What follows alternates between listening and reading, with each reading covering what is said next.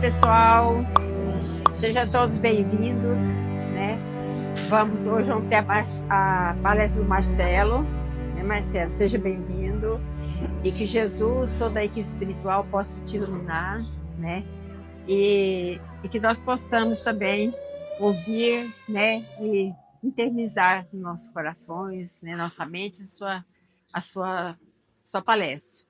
Que Jesus ilumine cada um de nós e todos aqueles que estão também online, né? Que possam estar assistindo nesse momento. Vamos fazer a nossa prece, né? Para começar o nosso trabalho. Pai nosso que estás nos céus, santificado seja o vosso santo nome. Venha a nós o vosso reino, seja feita a vossa vontade, assim na terra como nos céus. O pão nosso de cada dia, dai-nos hoje, Senhor. Perdoa, Pai, as nossas ofensas, assim como nós perdoamos a quem nos tem ofendido. E não nos deixeis cair em tentações, mas livra, Senhor, da prática do erro, de todo o mal. Porque teu é o reino, o poder e a glória para sempre. Que assim seja, graças a Deus. Marcelo, casa sua. Boa noite, então, a todos. Então, nós viemos aqui falar de um tema que até a Shirley havia me pedido, sobre a esperança, né? Devemos lembrar que saímos ou fomos criados simples e ignorante. Então, a fonte criadora que nós chamamos Deus nos fez simples e ignorante. Mas não vamos permanecer assim, porque sabemos que também fomos criados para alcançar a imagem e semelhança da nossa fonte criadora. Então, o nosso objetivo é que, com a perda da simplicidade e da nossa ignorância, a gente atinge a sabedoria e a divindade que somos. Somos seres divinos em busca da sabedoria. Então, a simplicidade e a ignorância nós já deixamos para trás. Mas ainda caminhamos um pouco nas trevas, caminhamos um pouco no escuro, porque essa caminhada faz parte da nossa jornada evolutiva. E aí é interessante a gente entender que no Espiritismo a esperança é colocada para nós como um dom divino, como uma virtude que nos impulsiona na evolução.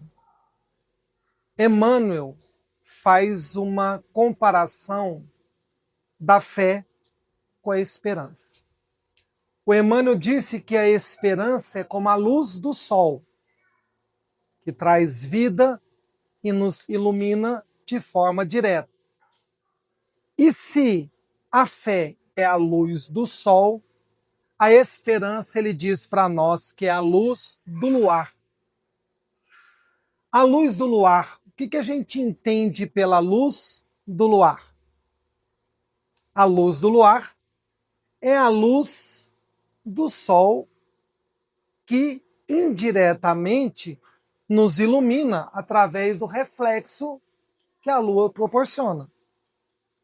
E isso acontece durante a noite.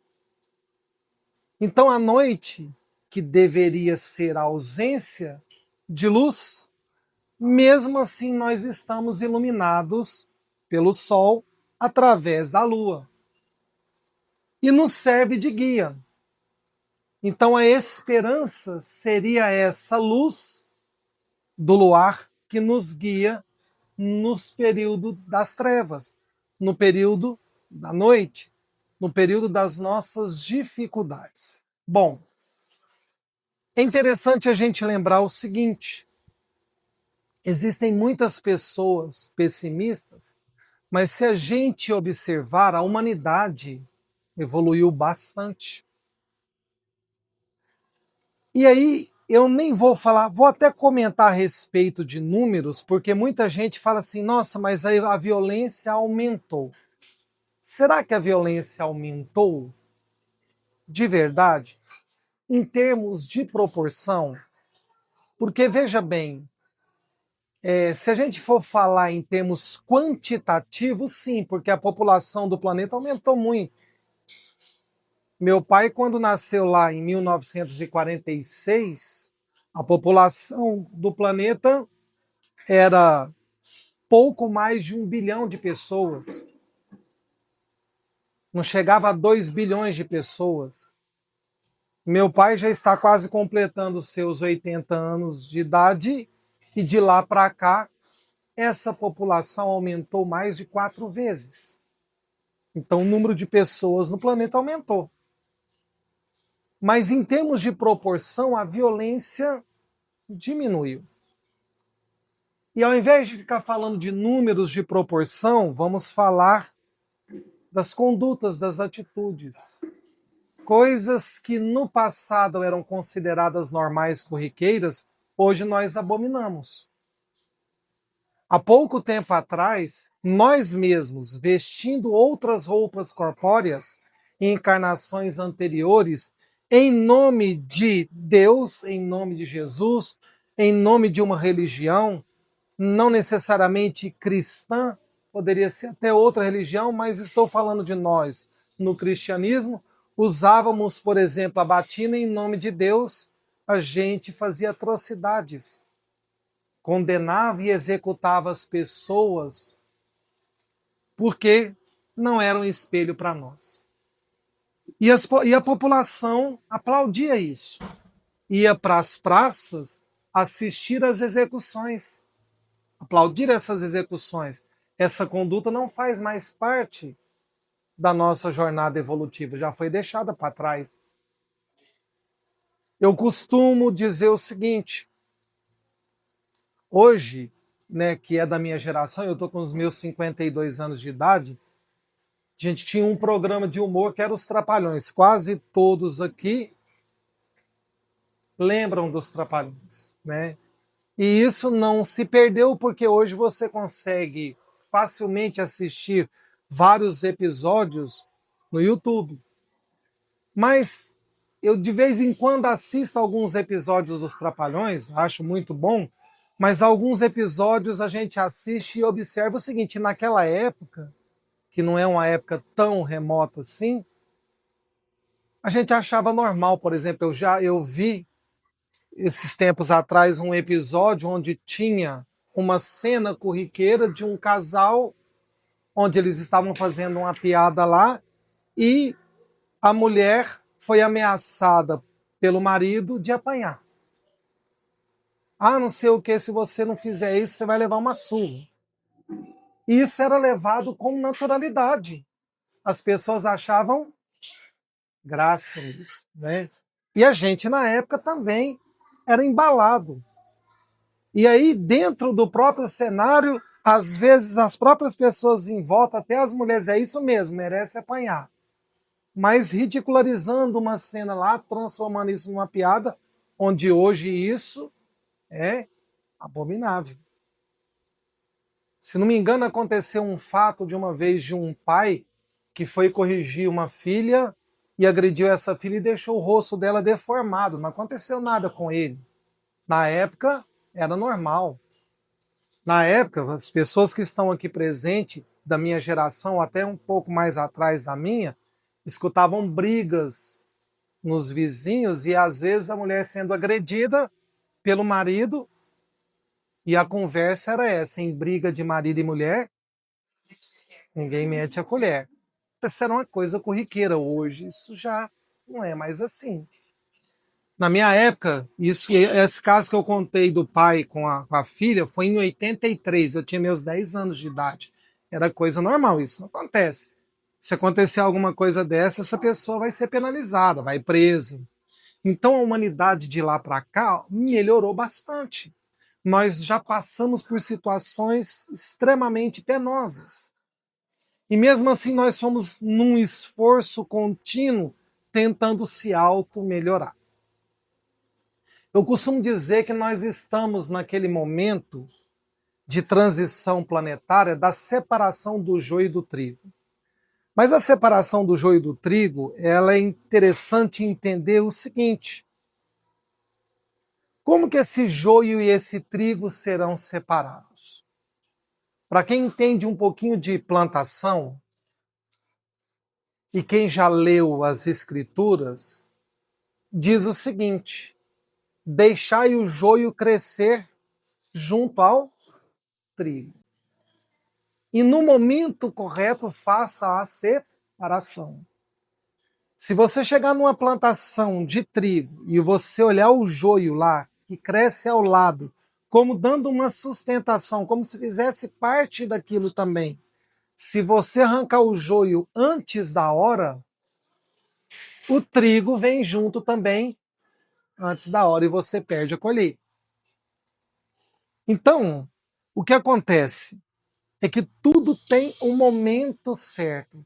E quando se fala que o joio cresce junto ao trigo, a separação do joio e do trigo não é feita por alguém que está de fora e aponta dedo.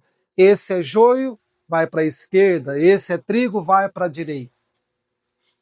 Não tem a ver com isso. Essa separação quem faz somos nós. O joio e o trigo está em nós. O joio é aquilo que a gente ainda está buscando porque não está iluminado. É a falta de luz, é a falta do esclarecimento que a evolução vai trazendo para nós. E aí a gente vai crescendo o lado bom e o lado ruim, porque nós também temos o lado bom porque a gente vem da bondade absoluta, que é Deus. Então a gente vai aprendendo a discernir o que é melhor para nós. E vai chegar um momento que nós vamos escolher qual que nós queremos ser, o joio ou o trigo. Então essa separação é feita por nós. É nós que escolheremos sermos o joio, numa determinado ficar com o joio ou ficar com o trigo, determinada jornada evolutiva nossa, nesse determinado momento de nossa transição. Então nós somos seres ativos da criação. Deus não nos criou para sermos passivos. A evolução ela é interminável, ela é constante e interminável. E a evolução exige da gente de mudanças de comportamento sempre. Todo mundo aqui já ouviu falar de uma palavrinha que é muito usado na ciência, na física, chamada inércia. Já ouviram falar? Vocês lembram o que é a inércia? A inércia é a tendência que as coisas têm de permanecer como se encontram. Se você tem algo parado, a inércia é para manter aquilo parado. Se você está em movimento, num determinado ritmo, a inércia faz com que você continue naquele movimento em determinado ritmo. O professor de física, quando vai explicar a inércia, ele dá um seguinte exemplo. Imagine você parado em cima de uma moto, certo? Então eu estou parado aqui em cima de uma moto e essa moto, de repente, estou na garupa, né? Ela vai dar uma arrancada. Se ela vai dar uma arrancada, ela vai quebrar a inércia. Como a inércia tende a me colocar naquele momento parado, quando a moto dá aquele arrancado, o que a inércia faz? Me joga para trás. Na verdade, por que ela está jogando você para trás? Não é que ela está jogando para você para trás. Ela está indo e a inércia está mandando você ficar naquele lugar. Aí, na hora que dá aquele arrancado, você tem a impressão que foi jogado para trás, mas é porque a inércia está falando para você ficar naquele local e a moto está indo. E da mesma forma, aí você passa a ter a inércia da moto. Aí você adquire um novo movimento junto com a moto. Se de repente você está indo e a inércia manda você ir e a moto faz uma frenagem brusca, a tendência é você continuar indo. Então seu corpo é jogado para frente. Então, o que a gente entende é o seguinte: quando fala da esperança, a esperança vem do verbo esperançar. E que também é muito atribuída ao esperar. Tem uma frase que diz o seguinte: quem confia em Deus espera em Jesus.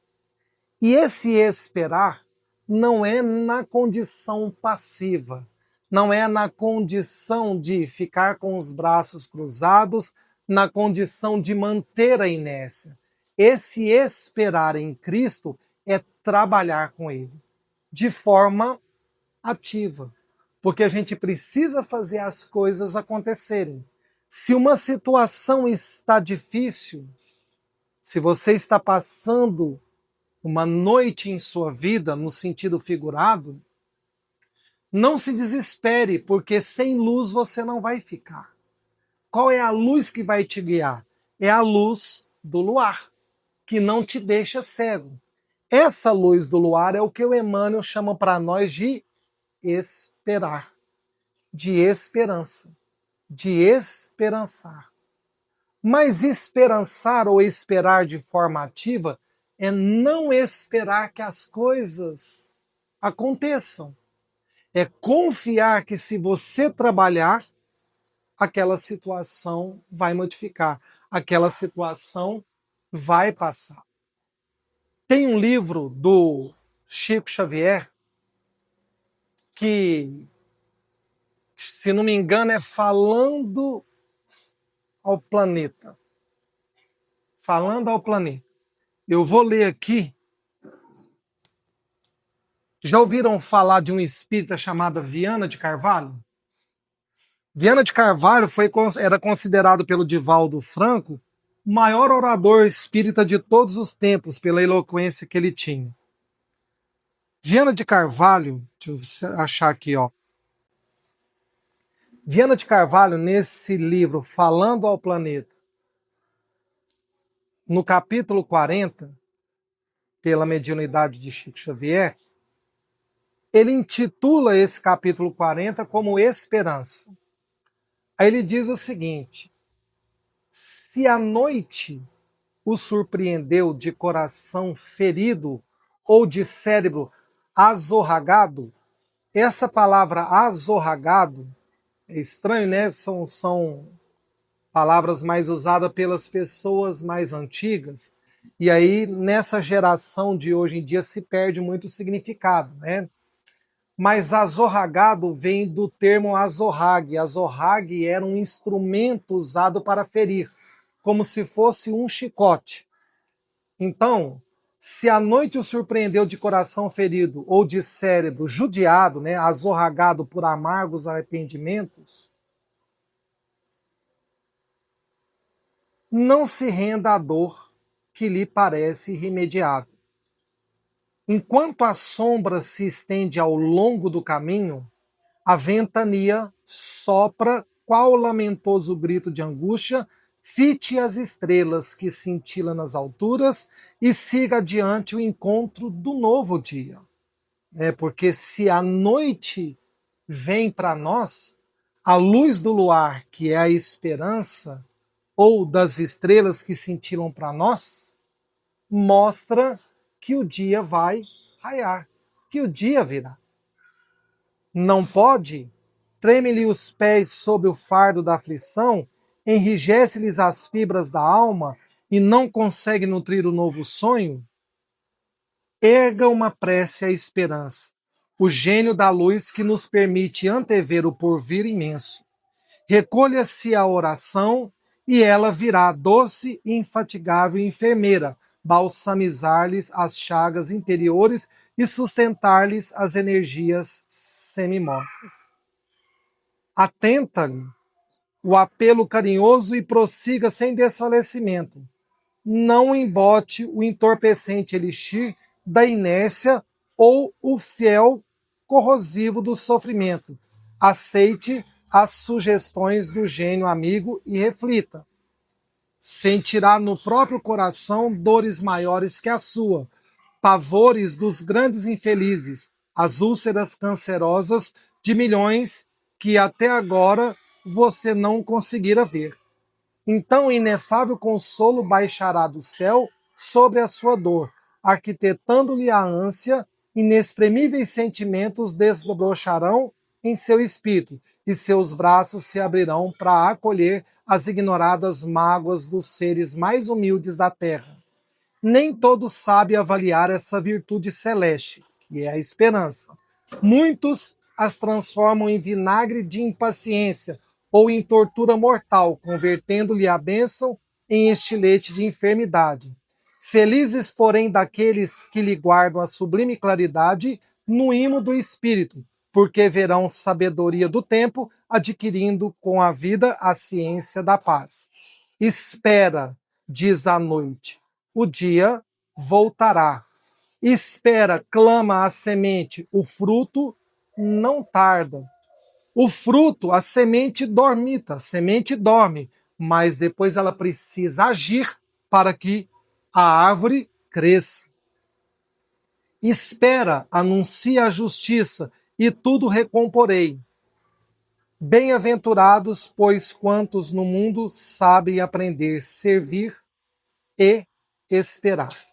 Então, esse esperar é no sentido de esperançar, no sentido de ser ativo da criação, não do ser passivo. O ser passivo espera as coisas acontecerem, o ser ativo faz as coisas acontecerem. Mas eu estou na noite da vida, eu estou passando por tribulações, eu estou passando por dificuldades, mas se você tem fé em Deus, confia, você vai esperançar com Jesus. Você vai trabalhar para sair dessa situação de dificuldade. Seja dificuldade moral, seja uma dificuldade financeira, seja uma dificuldade emocional, porque todos nós passamos isso a todo momento. Se a gente não tivesse, por que essa esperança, o Espiritismo reforça o caráter real dela? Se a gente não acreditasse no porvir, se a gente não acreditasse que essa vida aqui continua, mesmo depois que a gente deixa esse corpo de carne, que a gente regressa em outros corpos, se a gente não acreditasse isso no fundo de nossa alma, a gente não faria as coisas. Por exemplo, por que uma pessoa já de idade vai fazer uma plantação de uma árvore que ela não vai utilizar as suas sombras e nem usufruir dos seus frutos? Por que as pessoas, mesmo assim, fazem isso? Porque elas acreditam que aquilo não vai só servir à humanidade posterior, mas voltar a servi-lo novamente. Então ele está plantando aqui para colher lá na frente. E as pessoas tinham noção disso desde a antiguidade. É por isso que lá na antiguidade, quando você olha lá no Antigo Testamento, quando alguém cometia um crime, alguma contravenção, eles acabavam condenando não sei quantas gerações para frente. Por que se condenava as gerações por vindouras? Por que se uma pessoa cometia um crime agora, até o seu tataraneto estava condenado? Por que havia isso? Porque eles acreditavam que as pessoas voltavam. E muitos voltavam num seio familiar e não queria que aquela pessoa usufruísse, né, de uma falta que ela cometeu, que ela recebesse o perdão. Só que quem aplicava essas penas muitas vezes voltava nesse seio familiar, adversário, e acabava passando por essas dificuldades. Então, quando a gente entende que a esperança do verbo esperançar é uma esperança que trabalha, que age, você tira a condição de passividade. Você tira aquela condição de ser passivo, que espera que as coisas aconteçam, que sejam feitas por ele. Não. Mas as coisas têm que ser feitas através de nós. Somos nós que devemos pôr a mão na massa e fazer as coisas acontecerem. Sem entrar, por exemplo, no mérito político, mas todas as dificuldades que nós passamos hoje vêm de uma dificuldade moral. São dificuldades morais que nós trazemos que se reflete na sociedade. Então, a gente não tem que esperar o grupo A ou o grupo B fazer algo por nós. Somos nós que temos que fazer mesmo. Somos nós os seres ativos da criação. Deus criou a gente para alcançar a sua imagem e semelhança. E nós só fazemos isso através da evolução, que por enquanto é uma evolução feita na matéria. Porque essa esperança que a gente fala não só é somente de cunho material, de ter algo melhor aqui materialmente falando, mas é para o seu lado espiritual mesmo. Então, muitas das vezes que nós, no passado, cometíamos atrocidades em nome de Deus, hoje nós não fazemos mais porque a esperança trouxe a gente até aqui. No momento da nossa noite, a gente teve a luz do luar, como o Emmanuel chamou de esperança, para nos guiar e sair dessa noite e alcançar um novo dia. Mas uma nova noite virá. E essa nova noite virá, e se a gente estiver atento na luz do luar, o esperançar é sair daquela situação através da ruptura da inércia. Então nós temos que romper com essa inércia. Essa inércia está nas atitudes que nós temos no nosso dia a dia. Se algo não está bom, a inércia precisa ser quebrada. As atitudes nossas precisam ser mudadas no trato que a gente tem com os nossos próximos, com os nossos pais, com os nossos cônjuges, com os nossos filhos, com os nossos irmãos. E como nós somos seres que vamos eternamente evoluir, então a inércia sempre tem que ser deixada, sempre tem que ser rompida. Porque nessa escada, que a gente chama escada de Jacó, para a nossa evolução, a escada para Deus, a gente não pode ficar parado nesse degrau. A gente tem que galgar um degrau sempre acima. E aí as dores vêm para nos impulsionar. As dores, elas são passageiras, elas nos impulsionam. Deus não quer que a gente sofra. O sofrimento, infelizmente, ainda faz parte do nosso momento de evolução, mas ela não é uma condição para a nossa felicidade. Seria muito ruim, não, você só consegue a felicidade, você só consegue ascender a Deus através do sofrimento. Isso é um equívoco, mas infelizmente ele é uma das molas que nos impulsionam. E se você tem a esperança, no sentido não de esperar passivamente, mas de trabalhar, você sai daquilo. As tempestades vêm na vida da gente? Sim. Então a gente não tem que esperar a tempestade passar. A gente tem que, através da nossa razão, buscar abrigo.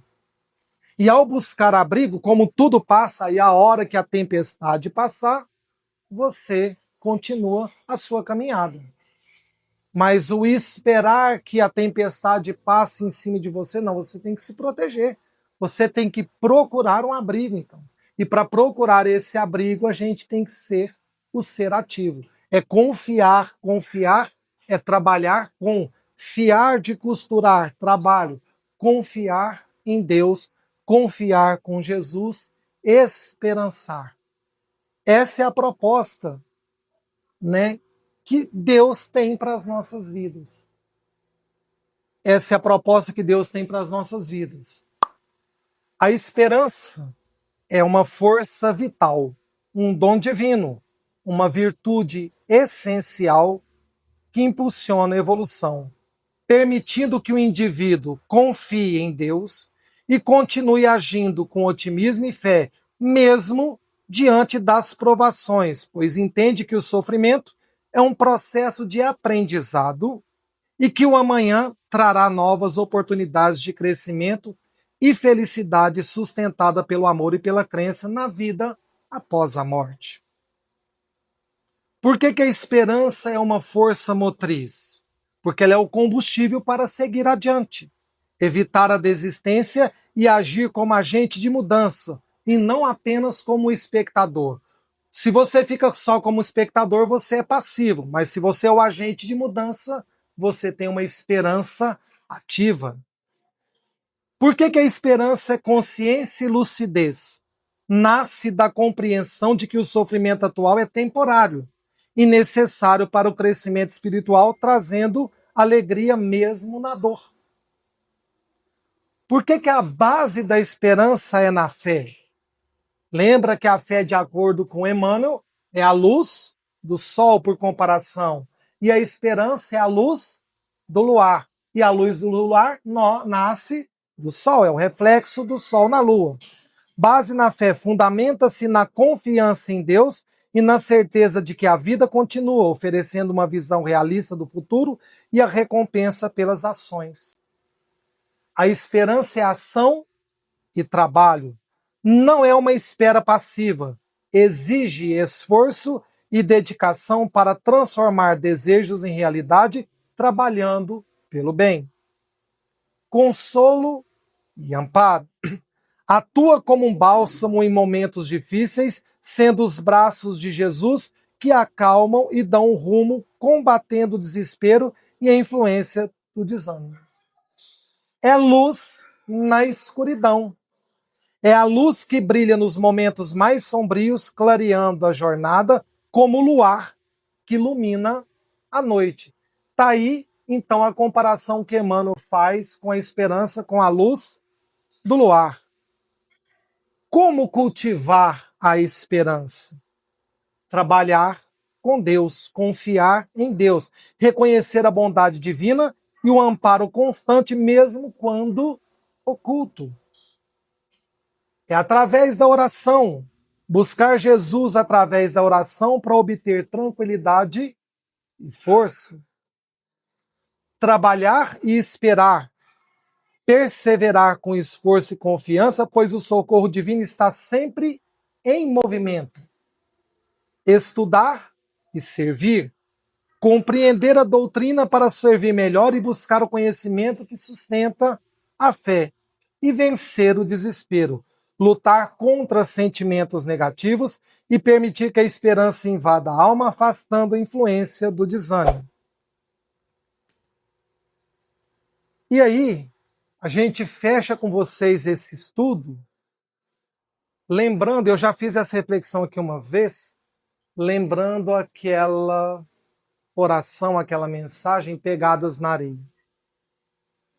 Se vocês estão lembrados da oração Pegadas na Areia, é uma oração muito bonita, aonde aquela alma estava atravessando as noites de suas vidas, o deserto da sua existência, passando pelo maior sofrimento da sua vida, e quando ela olhava para o chão do deserto, ela via aquele par de pegadas.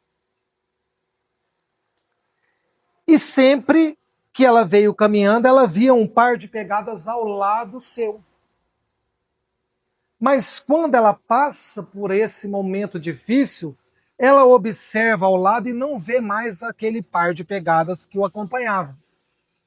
Então ela entra num desespero maior. E aí, como nós não estamos desamparados por Deus e pelos os espíritos que estão à nossa dianteira, a pessoa consegue atravessar essas dificuldades do deserto da vida. E lá na frente, quando vai questionar com o nosso irmão maior, que chamamos de Jesus, que é nosso governador, diz para ele o seguinte: você veio me acompanhando desde quando eu entendo por gente, mas quando eu passei por uma alta ou uma grande aflição, você não esteve ao meu lado, porque eu não consegui mais ver as suas pegadas. Ao que Jesus lhe responde: mas nesse momento da sua aflição, a pegada que você deixou de ver não foi a minha, foi a sua. Pois eu te carregava no colo nesses momentos difíceis de sua vida. E fecha assim essa mensagem Pegadas na Areia. Mas aqui dentro do Espiritismo, a gente faz uma releitura dessa mensagem. Jesus tem até o poder de nos pegar no colo. Quando os nossos pés estão escaldados e machucados da estrada da vida, das dificuldades, Jesus tem até esse poder de pegar a gente no colo e caminhar conosco, levando a gente. Mas ele não faz isso. Por que ele não faz isso? Porque se ele é Cristo, ele entende que nós somos seres ativos da criação e não passivos. O que ele faz é o seguinte, ele até te pega no colo. E você vai olhar para o chão e vai ver só um par de pegadas. Só que a hora que ele te pegar no colo, as pegadas param de evoluir. E você fica um tempo ali para recuperar os seus pés. Quando ele observa que os seus pés estão recuperados, ele te desce novamente e caminha ao seu lado, e caminha com você. Porque Jesus vai fazer por nós o que fizeram por ele. Jesus não vai caminhar por nós, mas Jesus vai caminhar conosco, nos orientando, nos conduzindo. Porque essa caminhada para Deus, eu sei que ela é coletiva. Por isso que você nunca vai ver só um par de pegadas. Você vai ver sempre vários pares de pegadas ao seu lado. Porque a caminhada é coletiva, mas o caminhar é do indivíduo. Se você cansou de caminhar, Jesus ou um irmão seu na sua dianteira te espera. Ele para junto com você, espera você recuperar, mas depois ele volta a caminhar com você e não por você. Porque somos seres ativos da criação. Então, nessa lição, Jesus até pega a gente no colo para a gente recuperar as nossas forças, mas depois ele desce e vai conosco para nós ascendermos a divindade e a sabedoria com que fomos criados. Porque, fechando, a caminhada é coletiva, mas o caminhar é nosso. O mecanismo do caminhar é do indivíduo. A caminhada não se faz individualmente, mas o caminhar, sim. O caminhar é feito individualmente. E Jesus vai nos sustentando até onde nós precisamos ir. Porque ele foi sustentado também por alguém que esteve à dianteira. Porque ele não nasceu Cristo. Assim como nós, ele nasceu simples e ignorante. E assim como ele, nós também seremos um dia sábio e divino. Nós também seremos um dia uma alma crística. Obrigado. Marcelo, obrigada.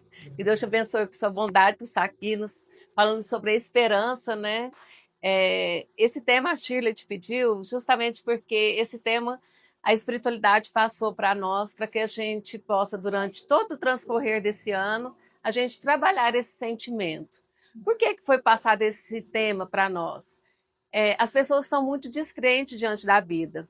Tudo está difícil no trabalho, está difícil em casa, está difícil no governo, está difícil na sociedade. A gente está tendo esse sentimento de que as pessoas estão sufocadas e descrentes diante da vida, porque tudo está ruim, parece que não está evoluindo, as pessoas têm um sentimento que como se estivesse piorando. E a espiritualidade justamente quer nos envolver nesse sentimento de esperança, para a gente entender que depende de cada um de nós esse esforço, né, de não ficar parado esperando, de ir atrás na sua busca, nas suas conquistas íntimas, porque a paz para a gente encontrar é esforço íntimo de cada um, do mesmo jeito que o Marcelo falou dessa caminhada, é esforço íntimo de cada um. Os problemas, as dificuldades vão sempre existir, porque eles são um instrumento do nosso crescimento, mas a maneira que a gente vai lidar com ele, com serenidade, com paz, com equilíbrio, vai fazer com que a gente passe melhor. e nos envolvendo nesse sentimento de esperança, que vai ser a próxima frase que vai estar aqui. Esse ano nós trabalhamos amorosidade, tratar as pessoas com mais carinho, com mais amor, com mais doçura. Agora a gente vai trabalhar a nossa esperança para que a gente esteja melhor, para que esse planeta melhore, porque se cada um melhorar um pouquinho, se envolver nesse sentimento de ter esperança, mas trabalhando pelas suas conquistas e as suas melhorias, aí sim a gente vai estar encontrando a verdadeira paz. Então, Marcelo, muito obrigada. Ele falou muito bem sobre essa parte de esperar, mas trabalhar, né? De sempre estar, não ficar de braços cruzados esperando que tudo seja resolvido apenas por Deus, por Jesus, mas fazer a nossa parte, porque nós somos co-criadores desse planeta. Então, se cada um fizer a sua parte, a gente vai estar ajudando para que esse planeta se torne melhor e a gente também. Então, muito obrigada. Que Jesus te abençoe, que você assine o contrato por mais um ano conosco aqui.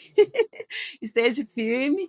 E eu queria agradecer a presença de todos vocês, apesar de hoje estar esse tempinho assim, né? Hoje teve pouquinha gente, mas eu tenho certeza que na espiritualidade está repleto, todo mundo aqui.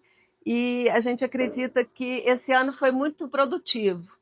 Então, eu queria agradecer a todos aqueles que nos acompanharam durante todo esse ano, tanto os trabalhadores como os que frequentam, que estão aqui sempre nos motivando a continuar esse trabalho, de continuar o nosso esforço na nossa esperança de melhora íntima constante. Então, muito obrigada pela presença de todos vocês. Vamos para a nossa prece?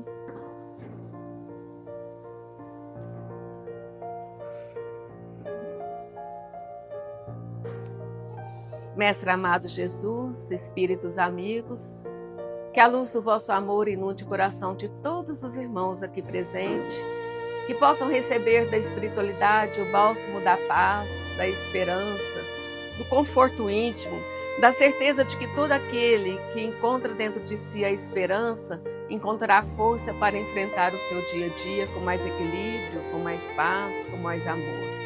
E mesmo diante das noites tortuosas, onde os nossos corações aflitos diante das angústias íntimas, possamos ter a certeza de que o amanhã será bem melhor quando vivenciamos o Evangelho do Cristo. Que possamos nesse momento sentir a energia da paz, a energia da esperança, a energia da fé e da coragem, para que possamos no nosso dia a dia seguirmos essa grande luta entre o mal e o bem, e que o bem sempre prevaleça em nossas vidas. Que Jesus ampare, que seja um ano novo iniciado nesse sentimento de esperança da nossa luta para vencer a nós mesmos. Que a paz de Jesus envolva cada um, hoje e sempre. Que assim seja. Pai nosso que estais nos céus, santificado seja vosso santo nome.